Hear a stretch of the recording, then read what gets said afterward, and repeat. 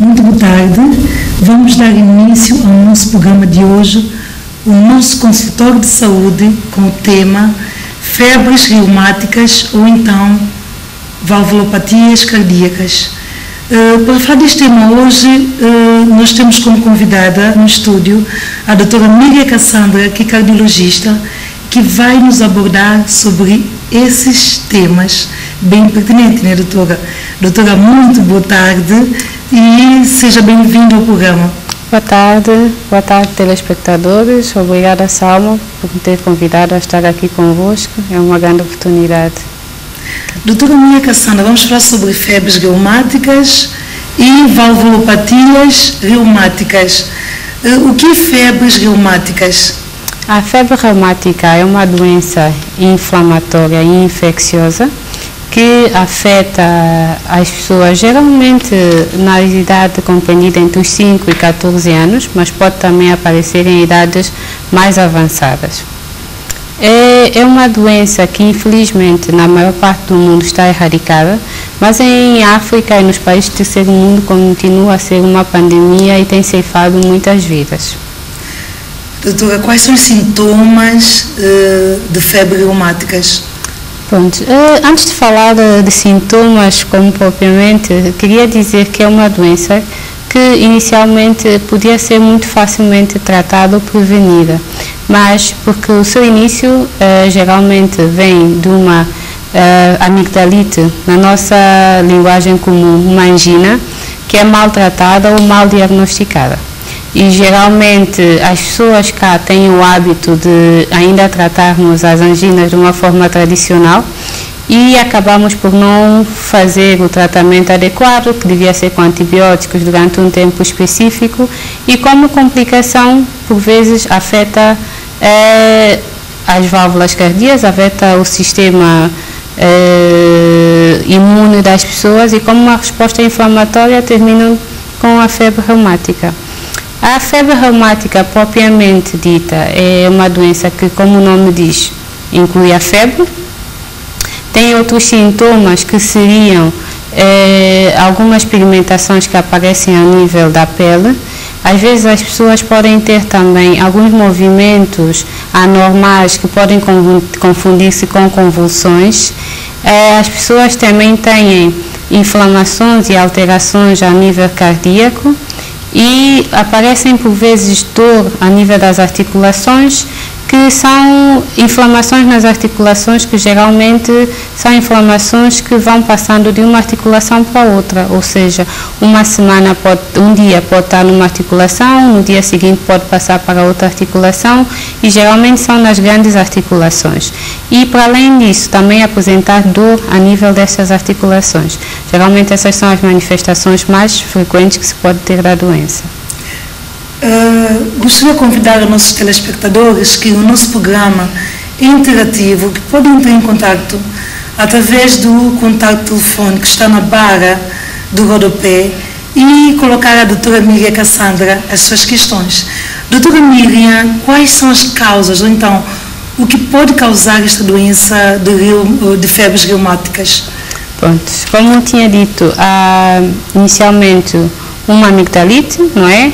Que não é bem diagnosticada, então que é maltratada e como consequência disso pode levar a que a infecção se espalhe, não é, pelo resto do organismo e como uma resposta imune, ou como dizer, é como uma defesa do nosso organismo que trabalha de uma forma exagerada, é que vai fazer com que esta simples angina, amigdalite que nós podíamos ter tratado, se transforme numa inflamação que vai afetar outros órgãos e sistemas.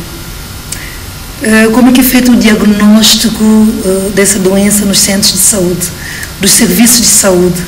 Pronto, em princípio, a febre reumática, o diagnóstico até é fácil, por assim dizer, porque tem muito a ver com a clínica, temos que estar atentos ao antecedente de ter adoecido uma amigdalite, ou como dizemos, angina, isso é importante. E aí, junto a esse antecedente, ver os sintomas que eu acabei de mencionar aqui e também através de exames de sangue.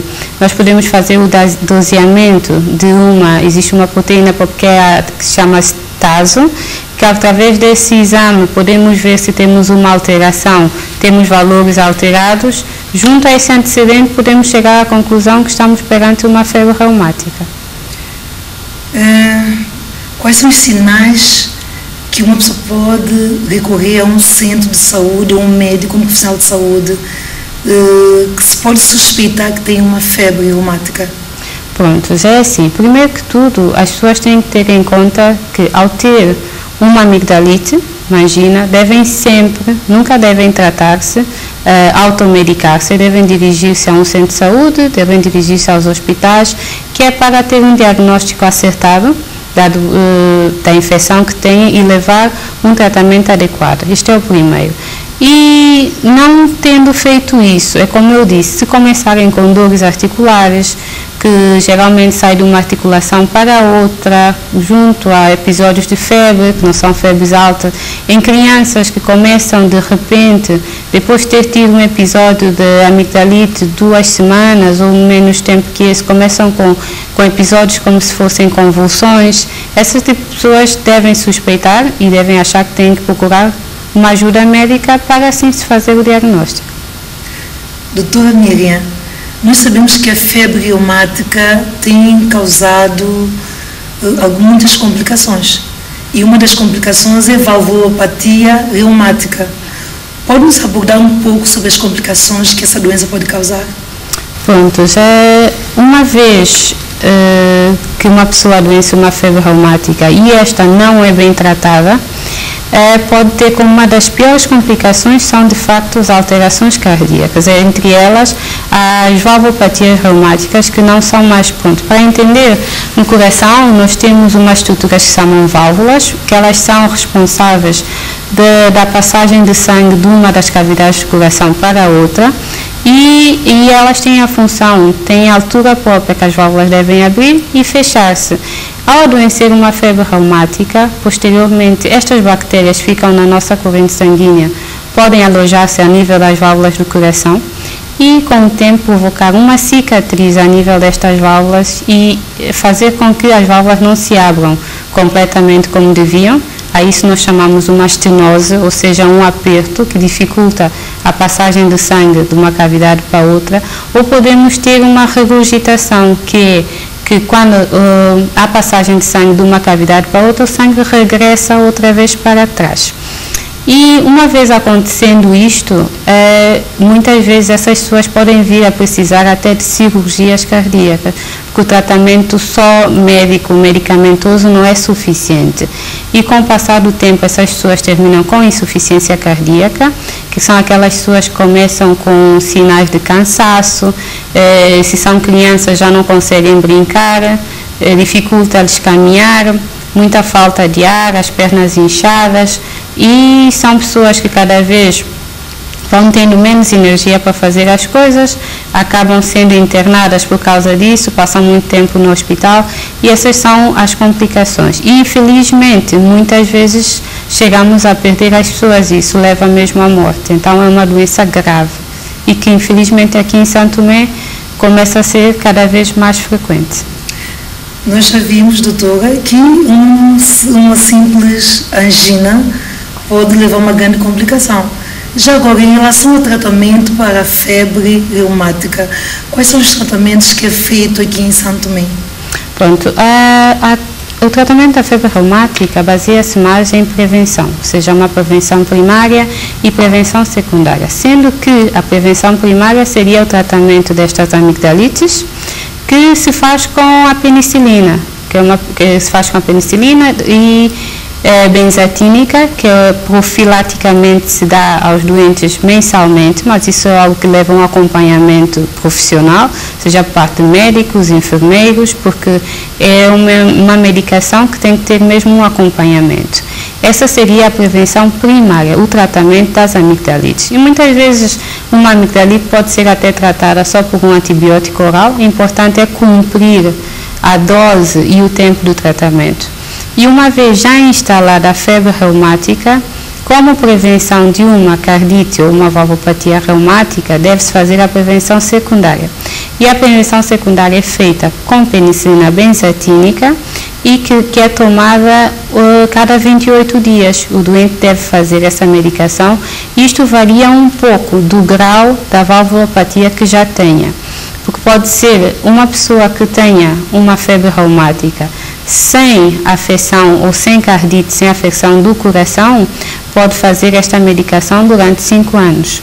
Mas uma pessoa que já tenha a afecção a nível valvular, já tenha estenose, já tenha insuficiência, já tenha grandes alterações, pode vir a necessitar tomar até a vida adulta, às vezes durante 40 anos ou por toda a vida. Então depende muito do grau de afecção valvular que essa pessoa tenha. Mas o tratamento é a prevenção primária e a prevenção secundária.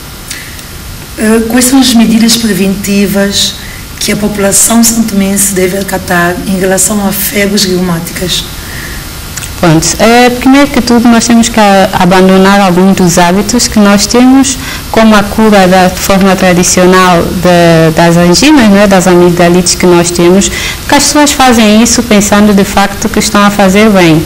Há um alívio dos sintomas que a pessoa afetada tem, mas da mesma forma que quando nós tratamos estas amigdalites desta forma, vemos a quantidade de pus que sai, há uma outra quantidade que fica na corrente sanguínea. Então nós devemos evitar fazer esse tipo de procedimentos sempre que um familiar nosso, sejam crianças, adultos, tenham uma amigdalite, devem dirigir-se aos centros de saúde, aos postos, aos hospitais, para que sejam vistas e que se possa decidir, porque também uma coisa importante ressalvar, que nem todas as amigdalites são bacterianas e precisam de tratamento com antibiótico, mas quem pode definir e decidir isto é o pessoal capacitado para isso. Então as pessoas têm que, em primeiro lugar, levar estes doentes até quem sabe, para que possa ser avaliado e ser medicado. Outra questão também que está muito relacionada com a febre reumática, claro que é a situação de pobreza, a situação do hacinamento que nós temos, tem a ver também com a forma como as pessoas vivem, não é?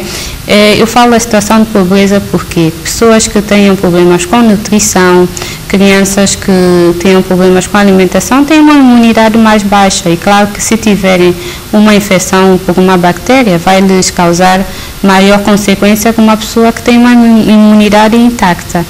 E também a questão do hacinamento, eu acho que ultrapassa também um pouco só a população, não é? São medidas que, pronto, o país, com o desenvolvimento e que tem que começar a melhorar a situação em que as pessoas vivem, mas as pessoas nas suas próprias casas, ter o cuidado com a higiene, que é importante, ter o cuidado quando há uma pessoa que tenha qualquer tipo de infecção respiratória, não é? Ao tossir, ao estar com as outras pessoas, tem que ter alguns cuidados para evitar que essa infecção se propague aos outros.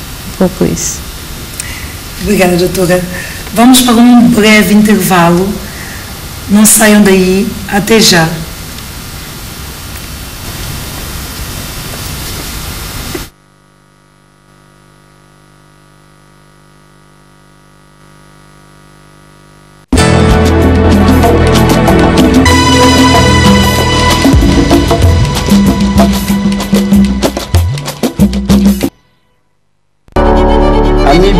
Peixe que campeou na 1000 vezes que 25 anos. A mim bem com esse peixinho que cata um fôlego no cima wafa. Que tuga, que peixe fa. Viado que ele promoe e quase não fala.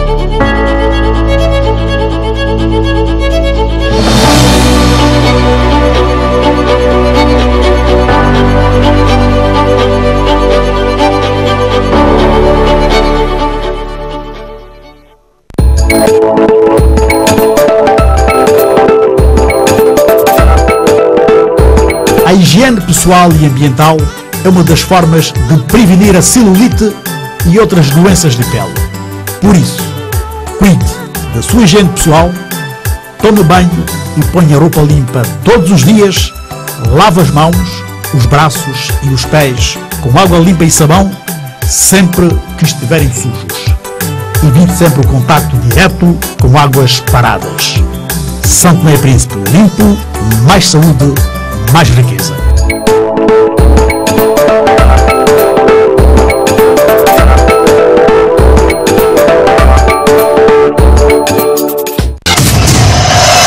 Mundial de Futebol 2018.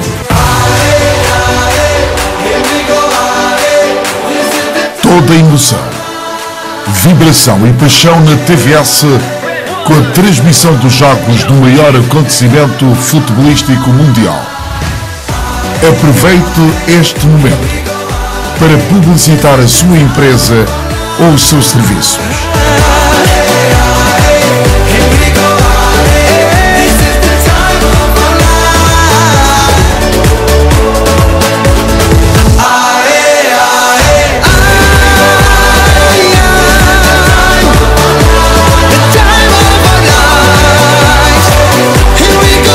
Mundial de Futebol 2018.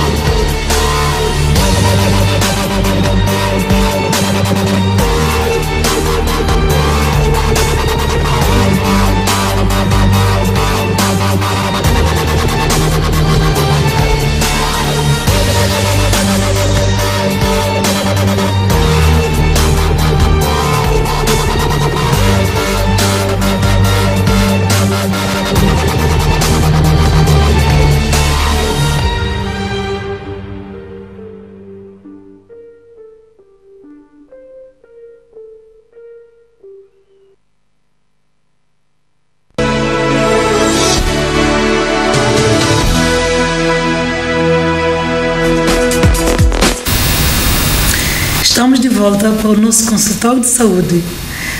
Vamos dar continuidade com valvulopatia reumática. Doutora amiga Cassandra, quais são os sinais de alerta que um doente, uma pessoa pode recorrer ao médico só de suspeitar que tinha uma valvulopatia reumática? Pronto, é assim, suspeitar uma pessoa diretamente que tenha uma valvulopatia reumática, se calhar é mais difícil, mas uma pessoa pode começar com sintomas que se pareçam uma insuficiência cardíaca, ou seja, o cansaço acentuado, a falta de ar, ter as pernas inchadas, ter o coração a bater muito aceleradamente, ou seja, ter taquicardia. Esse tipo de situações as pessoas devem recorrer porque provavelmente têm um problema cardíaco, possam ter uma insuficiência cardíaca. E uma vez, ao ser visto pelos médicos, a gente pode ver, mediante o antecedente que essa pessoa tem, esses sintomas, podemos, com a ajuda de alguns exames, chegar à conclusão que tenha uma valvulopatia reumática. Outra coisa também importante, mas isso é mais por parte dos médicos que nós havemos de ver, há algo no coração que nós chamamos de sopros, são ruídos que não são completamente normais que a gente ausculta no coração e, dada a idade do paciente, também pode nos fazer suspeitar que estejamos em presença de uma valvulopatia e que essa seja reumática. Em relação às crianças, também desenvolvem o mesmo tipo de sinais?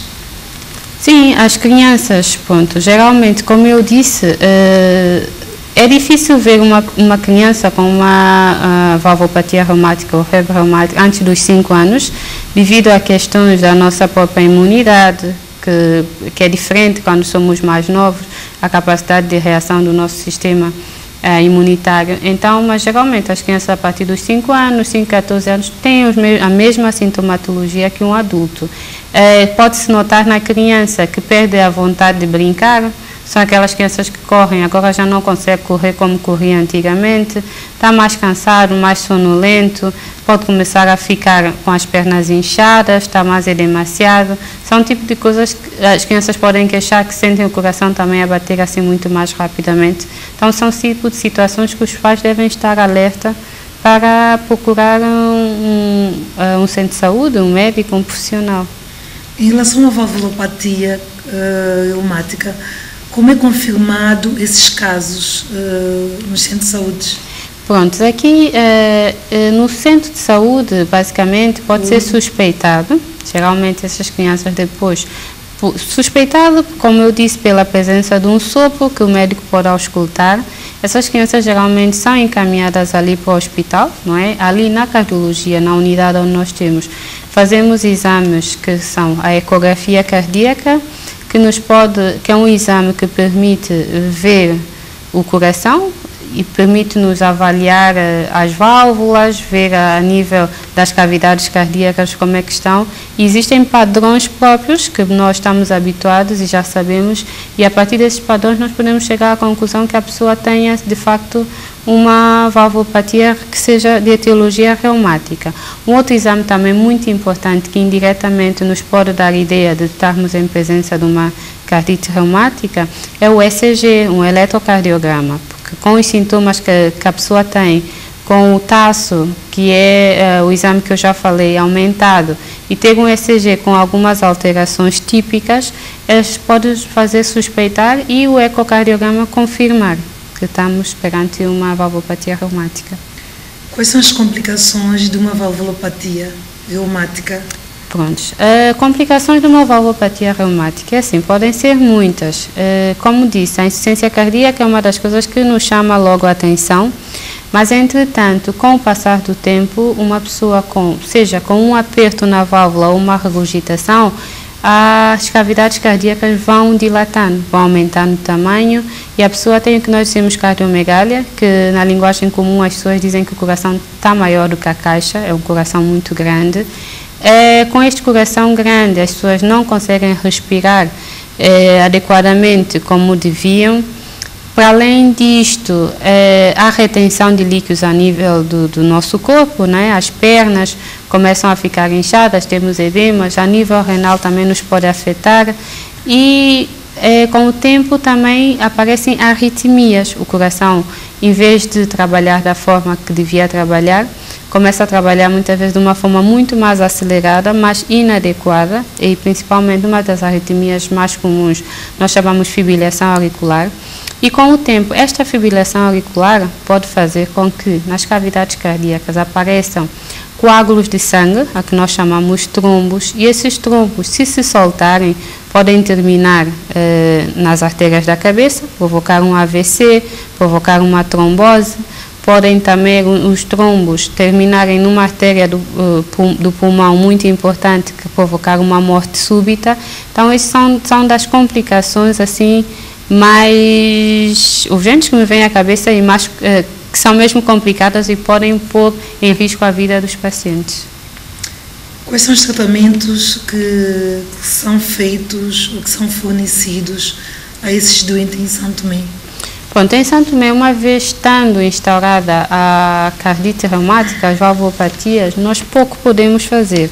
Nós o que fazemos, tratamos os sinais da insuficiência cardíaca, mas esses doentes, muitas vezes, na maioria deles, têm que ser evacuados porque precisam de cirurgia cardíaca, o que é complicado, não é? Nós aqui não temos a disponibilidade de fazer cirurgias cardíacas. Cá, esses doentes têm que ser evacuados, têm sido evacuados para Portugal e ali eles são operados, mas como é uma doença que, como eu tinha falado inicialmente, exige a prevenção secundária, mesmo depois da cirurgia, esses doentes necessitam continuar a medicação para o resto da vida. A medicação profilática, que é a penicilina benzatínica, que isso sim nós já podemos fazer cá. Temos é que ter um maior controle e as pessoas entenderem que têm que fazer, para além da medicação da insuficiência cardíaca, que muitas dessas pessoas já ficam com o coração com uma função deprimida para o resto da vida e dependem destes medicamentos para seguir em frente e para viver. Doutora Miriam Cassandra, qual é o seu último apelo, então? Qual é a sua última consideração final à população santomense em relação a febres reumáticas e também à valvulopatia reumática? Primeiro que tudo, que as pessoas consciencializem-se que o tratamento da forma tradicional que nós temos das anginas, das amigdalites, não podemos continuar a fazer, porque achamos que estamos a ajudar o nosso familiar, mas estamos a prejudicar. E então é algo que nós devemos evitar. Quando as pessoas tiverem amigdalites, devem dirigir-se aos profissionais de saúde, devem ser avaliadas para ver se de facto trata-se de uma doença que necessita tratamento com antibióticos ou se é uma faringite apenas viral e nesse caso não necessita. Apelo às pessoas também a deixarem a automedicação, porque infelizmente o acesso aos antibióticos cá no nosso país é muito fácil. Então as pessoas compram medicamentos, se calhar compram 2, 3 ou 4 e nos primeiros dias tomam e deixam de ter os sintomas e não continuam o tratamento, porque os antibióticos eles devem ser dados numa dose adequada e durante um tempo definido. E quem define isso são os médicos, têm o conhecimento para tal. Mas as pessoas compram os medicamentos na rua porque é fácil, se calhar assim comprados são mais baratos, mas depois não fazem o tratamento de uma forma adequada. Isso provoca que haja resistência bacteriana, que é uma simples angina, transforma-se em algo muito mais complicado. E quando as pessoas, uma vez já com a febre reumática, têm que cumprir os antibióticos prescritos pelos médicos, que vão ser de uma forma prolongada, mas é a única forma de evitar complicações maiores. E estas pessoas que infelizmente já tenham insuficiência cardíaca têm que continuar a sua medicação para o resto da vida. Isto é para a população, mas de uma forma geral nós também, a nível do sistema de saúde, temos que melhorar, porque na minha opinião a febre reumática tem sido subdiagnosticada. Os doentes quando chegam até mim já estão numa fase que já têm doenças valvulares, já é uma fase tardia, em que esses doentes já precisam de cirurgia, o que aumenta o número de evacuações que nós temos que fazer. Também temos que ter em conta que essas pessoas perdem anos de vida, as crianças perdem assim, perdem muitas aulas, então o insucesso escolar nessas crianças também é grande. Então temos que pensar em tudo isso. Uma forma de melhorar o diagnóstico por parte dos profissionais de saúde é de facto, quando verem alguém que tenha uma amigdalite, avaliarem a necessidade de fazer ou não antibióticos, do seguimento adequado desses doentes para que nós tenhamos a certeza que cumpriram os antibióticos, que melhoraram da infecção.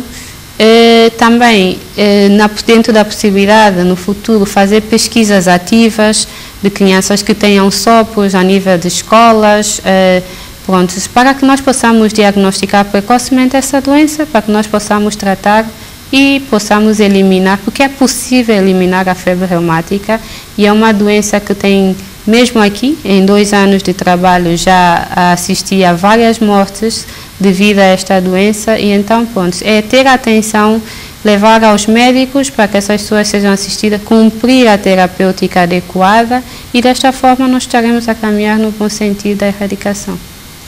Doutora amiga Cassandra, mais uma vez, muito obrigada pela sua participação hoje aqui no nosso programa Consultório de Saúde. Eu que agradeço, e acho que, pronto, é sempre bom esclarecer à população como nós podemos melhorar a nossa própria saúde. Nossos telespectadores, a todos, muito obrigado pela vossa audiência, e não se esqueça que estaremos todas as segundas e quartas-feiras, a partir das 15 às 17 horas, com novidades sobre a saúde. Muito boa tarde.